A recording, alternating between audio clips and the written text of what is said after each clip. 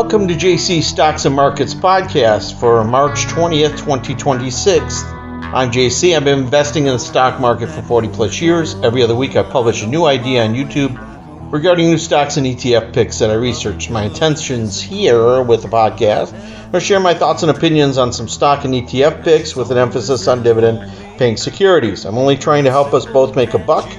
I'm not doing this for money from anyone. The opinions shared here are my own, and they're just that, opinions. The disclaimer, do your own due diligence before you invest in anything. With that, let's go make some money. Before I get going on this episode of JC Stocks and Markets podcast, the Iran war is really taking an effect on the markets and energies in general.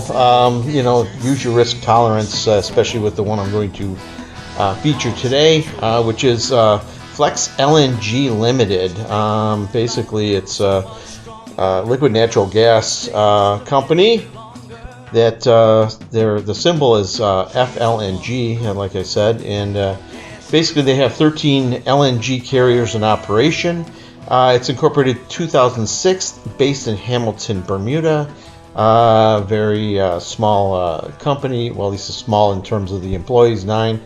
But the market cap's over $1 billion, and this might be a good time to get into liquid natural gas in terms of delivery. It might not be.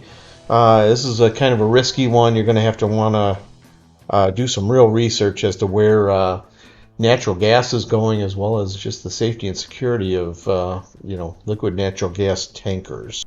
FLNG, on this. Basics information here that I'm showing you is market cap's about $1.5 billion. Averages about 500,000 shares traded a day. Beta's low at 0.29, but it's a little bit higher these days. This shows the stock at $29.17. Today it closed at 30. Actually, it was down almost $2 today, but so it's pretty volatile these days, just based on the war in Iran. Dividends $3 per share, about $10 or 10%, I should say. Price target, from I think there's only one analyst that gave it a price target, and that's at 23. So take that with a grain of salt. Some information I got from FLNG in their quarterly presentation, which is a little less, what do I want to say, robust than some of the other presentations I venture to. I think just because it's a small company and they don't have a whole lot of bodies to put those together. But anyway, they have 13 modern LNG tankers. Theirs are way more modern, and they basically have a 50-year minimum charter backlog. That's incredible. And no debt maturities prior to 2019.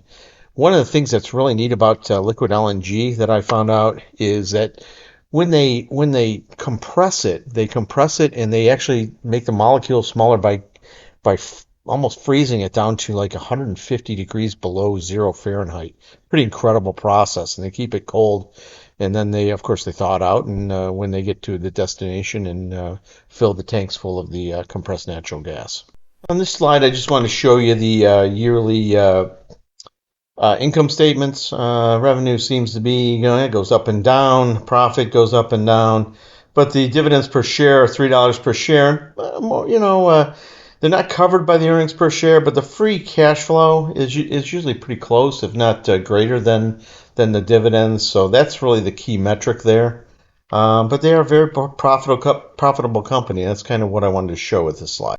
Last slide I wanted to show you is just basically a chart. It's a 3-month chart, and generally looks like the trend is upward. And this one obviously was taken before this week. At 29.17 was the close on this date, but looks like it's going up, and it looks it's following this trend line here.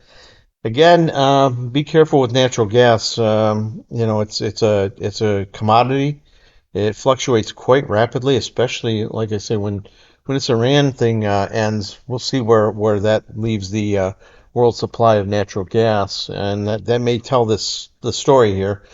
But if you think it's going to remain elevated for some time, and these guys are obviously not impacted by it, you might have a moneymaker here. Flex LNG, FLNG, that's featured stock on JC Stocks and Markets podcast. Hope you got something out of it. If do some due diligence on this one though, and it's again, it's a kind of a dicey one, especially with the war. With that, I'd like to tell you that the intro and outro song is by a band that I used to play with, Just One Goat. The name of the song is one I wrote called She's the One. It has some special meaning to me, and hope you enjoy it. Thank you for listening to JC Stocks and Markets podcast. Happy investing, and do your due diligence, especially with this one. Bye now. Well, she's always there for me. It's simple, can't you see? She's the one. Oh, she's the one. Everything is magical, even when she's not around. No, it's not that radical, I just know what I have found. Well, she's always there for me. It's simple, can't you see? She's the one. Oh, she's the one. She's making my life so much stronger. God, let me stay just a little bit longer. She's the one.